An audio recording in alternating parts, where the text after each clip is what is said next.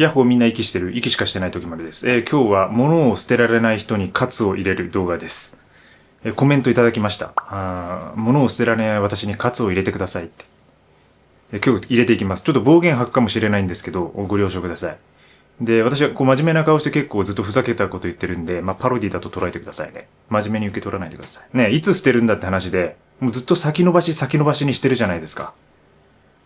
捨てるものをね。で、その辺にあるプッチンプリンの箱とか、ダース買いしてるプッチンプリンの箱の段ボール、いつ捨てるんだって話を、明日捨てようで引き延ばして、今すぐ出そう、今すぐ部屋から出したら、今度、他のマンションの人たちに迷惑がかかる。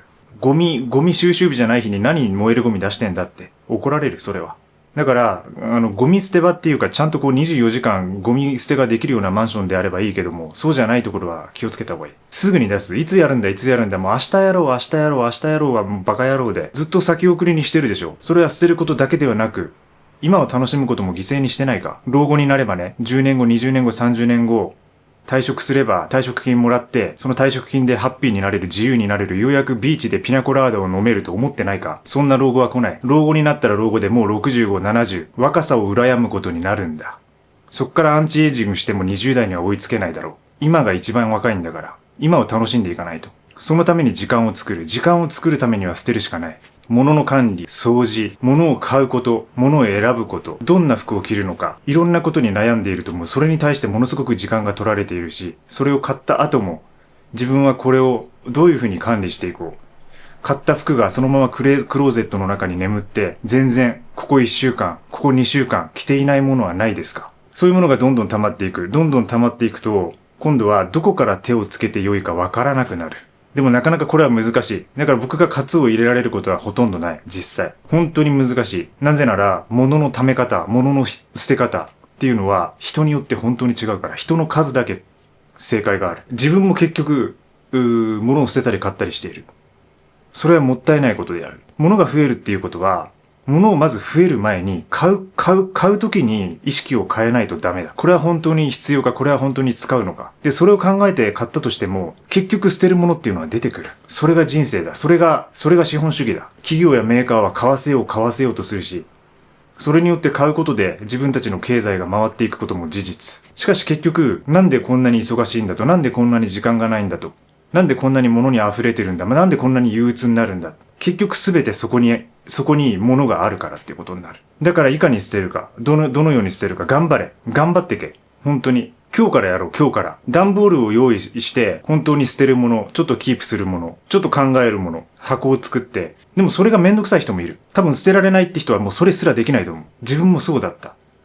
だったらパッキングパーティーをやってみよう。ザ・ミニマリストの理論を、このクラシックな理論をもう一度改めて考えてみよう。家の中にあるものを全てパッキングする。それがめんどくさいんだけどね、そこからできない人もいるかもしれない。でもとにかく明日引っ越しするつもりで段ボールに全部詰めてみよう。その間で一つビニール袋を用意しておく。大きなビニール袋を。30リットル、40リットル、50リットル、もう80リットルぐらいのビニール袋を用意しておく。そしてパッキングパーティーを始めよう。全てを段ボールに詰める。そして不要な家具に全てブルーシートをかける。ブルーシートを買ってこよう。でもそれがまたゴミになるから気をつけなければならない。頭の中でブルーシートを作ろう。創造的なブルーシートだ。それを家具にかけていくイメージ。ローテーブルとかローソファーとか普通のソファーとかキャビネットとか机とか椅子とかダイニングテーブルすべてにかけていく。ダイニングテーブルになんかブルーシートをかけたらそれがキッチンなんかテーブルクロスみたいになっちゃって、その上で食事するみたいなことにもなりかねないかもしれないけども、とにかくかけていく。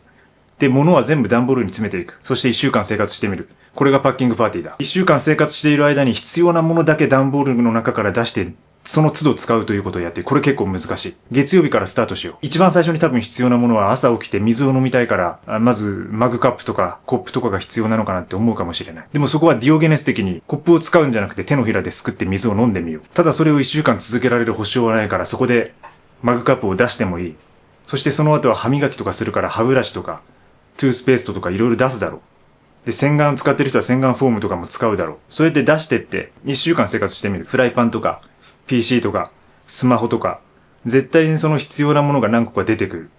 で、それを一つずつね、使ってみて1週間経ってみてまだ段ボールに入っているもの、ブルーシートがかけられているもの、そういうものを全て処分してしまう。でもわからない。その質問してくれた人がどのようなレベルでカツを入れてほしいのかっていうのがわからないから、このパッキングパーティーっていう方法は、ちょっとミニマリズムに興味があったりとか、ミニマリズムをちょっと面白いと思っていたりとか、ちょっと楽しんでやろうって思っている人だったらできるようなことかもしれない。物を捨てられないって人はそこにすら意識が向かないから、なかなかそこに達してない人は難しい。しかしそこにちょっと減らしたいなとか、ちょっと減らして楽になりたい、もうちょっとクリアな生活をしたいとか、物が少ない生活で自由を楽しみたいとか、自由に生きたいとか、自分の使う時間をちゃんとコントロールしていきたいとか、なんか目標に向かって頑張りたいとか、夢叶えたいとか、そういう人には役に立つと思うし、そういう人たちはできると思う。だからまずやってない人はパッキングパーティーをして、家の中のものを1ヶ月以内に、いやこれ2週間でできる。2週間と期限を決めよう。期限を決めることは結構大事だ。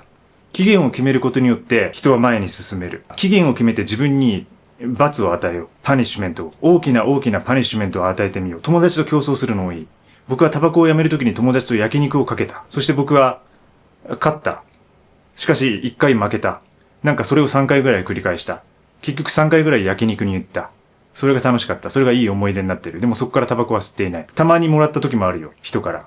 たまにもらってこう捨ててた時もある。3秒だけ捨ててもったいねえなって言われたりとか。うん。それでなんかタバコ代払ったことがあったりする。本当に。うん。まあ、とにかく、捨てるっていうこと。自分が生まれてきた時のことを思い出してみよう。何も身につけてなかったのではないか。もしかしたら着てた人もいるかもしれない。赤いちゃんちゃんこを着て生まれてきたとか、なんかそういう最初からこう、キャスケットみたいな帽子かぶって生まれてきましたみたいな人もいるかもしれない。それはアーティストだ。そういう人もいるかもしれないけども、大体は裸だっただろう。そしてその時は自由ではなかったか。まあでもそんな記憶はないだろうな。俺にもその記憶はない。そんな子供の頃の生まれた時の記憶なんてないよ。でもちょっとしてからはある。ちょっとしてからは出てくる、だんだん記憶が。生まれてから小学校、中学校、4歳、5歳、6歳、7歳、悪い少年だった。悪い少年だった、本当に。幼稚園に花火とか爆竹を持って鳴らして怒られてた。もう謹慎食らってた、僕は。その頃からなんか火薬を使って花火師劣化を目指そうとしてた。頭のおかしい少年だったんだ。そして音楽に目覚めた。それは6歳か7歳ぐらいだった。なんか地域ののど自慢大会で優勝したんだ。それからなんか自分は勝手に歌がうまいと思い込んでしまって、そこから音楽の道に進むことになる。米米クラブとか、なんかそういう大事マンブラザーズバンドとか、なんかポコニャンっていう漫画の主題歌を歌っていた大事マンブラザーズバンドが、そこからの流れで、あずきちゃんとかいろいろそういうのが出てくる。そこからこう日本のロックバンドとか聞き出して、何の話をしてるんだ？物を捨てるためにカツを入れる動画じゃなかったのか。一体何の話をしてるんだ？ほら、これが、物を捨てたらこうなるから捨てない方がいいかもしれない。物を捨てると暇になる。時間ができる。だから余計なことをどんどん話してしまうんだ。それが物を捨てる効果だとしたら物を捨てない方が安全な人間なのかもしれない。でもね、捨てたいと思ってるんでしょ。今から捨てましょう。今から捨てていこう。今から捨てないと、ずっと捨てたいって思ってる人は、それが苦悩になる。ずっと心の中に捨てたいって思うことを抱えたまま生きていくことになる。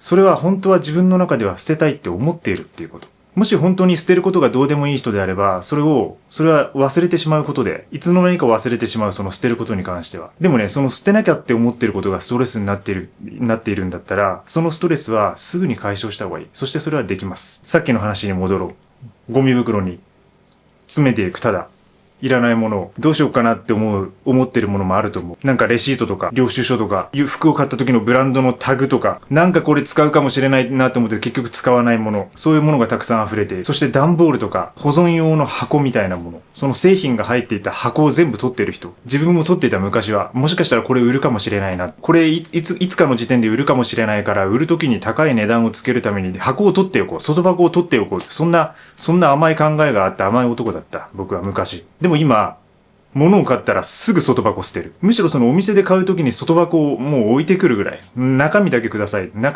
サンダルだけください。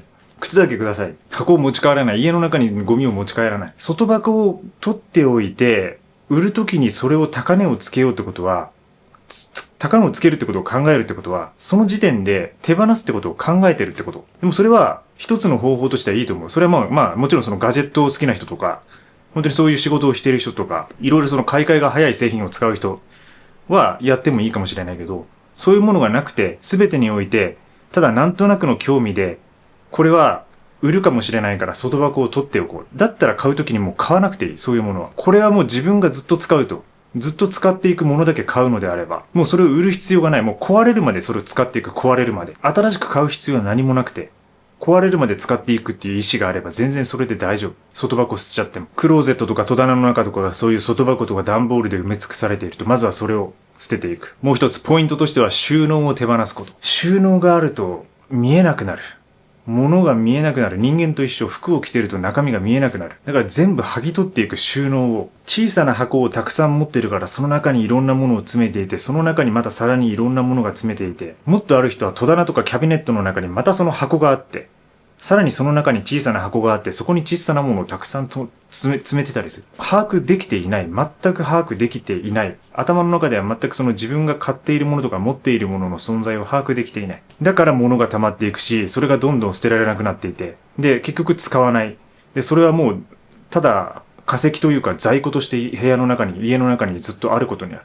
だったらちゃんと使う人に譲ってあげた方がいい、そういうものは。だから収納を手放していくっていうことはものすごく大事。収納を手放すことで自分がいかに物を持ってるのかっていうことがわかる。だいたい綺麗そうに見えるような、クリーンに何もないような部屋でも、収納の中身を、収納に入っているものを全て外に出してみたら、ものすごい量になることに気づくだろう。自分自身もそうだった。むちゃくちゃ収納持っていた。いろんな収納持ってた。本当になんか昔から使ってるなんかカンカンみたいなものをずっとこう、引っ越しのたびに持ち歩いていたりして、これなんだって途中で気づいて。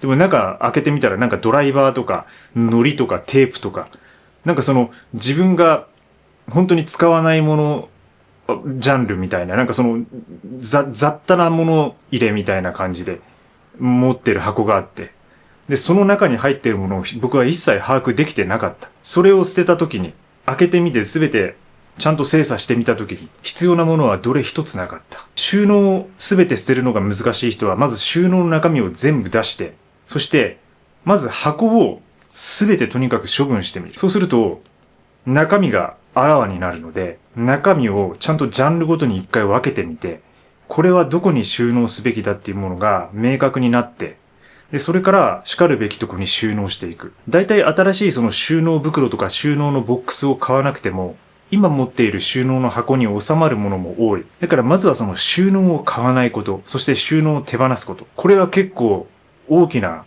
捨てるポイントにつながっていく。ダメだ。全然この時点で、あなたに喝を入れられているとは感じない。とにかく頑張っていこう。君はまだ捨てられる。今までいろんなものを捨ててきたじゃないか。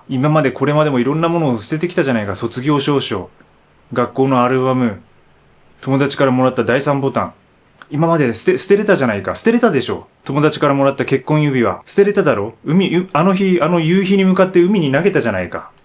それを思い出してみよう。それを過去に捨てたことを思い出すと、自分はこれからも捨てれるってことをもう一回思い出せる。それが勇気になる。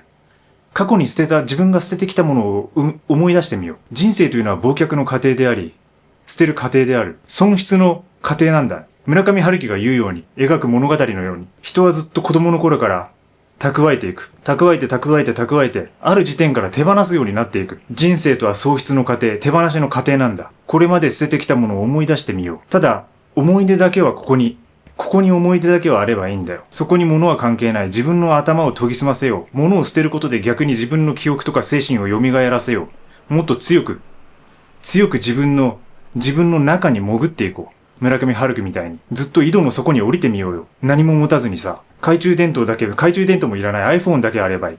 でも iPhone があると連絡がつくかもしれないからやっぱり懐中電灯にしよう。懐中電灯だけを持って、深い近くの井戸の底に降りていく。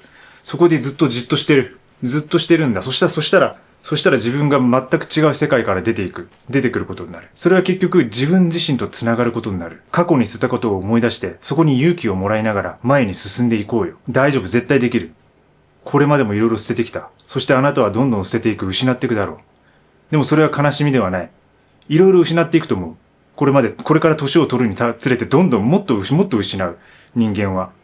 特に人間関係とか大切な人とか、いろんなものが消えていく周りから。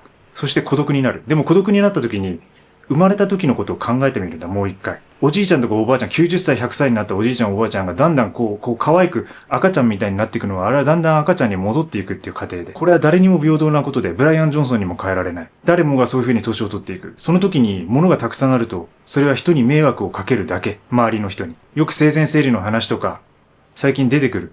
そりゃそうだ。3人に1人はもう65歳以上の、そういう風な人口分布になってる、もう超高齢化社会。この日本という国で。ますます迷惑をかけることになる。物を持つってこと自体が周りの人に迷惑をかける。誰が掃除するんだ？結局誰が捨てるんだ？自分ができるうちにやっときなさいよ、それは。自分自身で。自分自身でやっていけ。自分のものなんだから、自分で蓄えてきたものなんだから。買う責任もあるけど、捨てる責任も持て、ちゃんとそこに。大丈夫。捨てても捨てなくても人生はそんなに変わんないんだから。でも、捨てることによって楽になる。そして今この現実を、今この瞬間を生きれるようになる。それは定年した時の30年後、20年後、40年後の定年した後のなんかこうビーチでピナコラーダを飲む姿ではなくてね、捨てることで今この瞬間にフォーカスできるようになるし、自分自身に向き合えるようになる。そこまで考える。ただその部屋の中の整理をして、ああ気持ちよくなった、ストレスがなくなっただけじゃない。もっと深いとこにその捨てる意味がある。君は絶対そこに到達できる。頑張って。頑張って捨てて、頑張って捨てていこう。でも今この YouTube を見てる PC は手放さないでくれ。それを手放したら時丸田中のチャンネルが見られなくなるからな。ぜひチャンネル登録して、また次も会いに来てください。では捨て活、頑張って。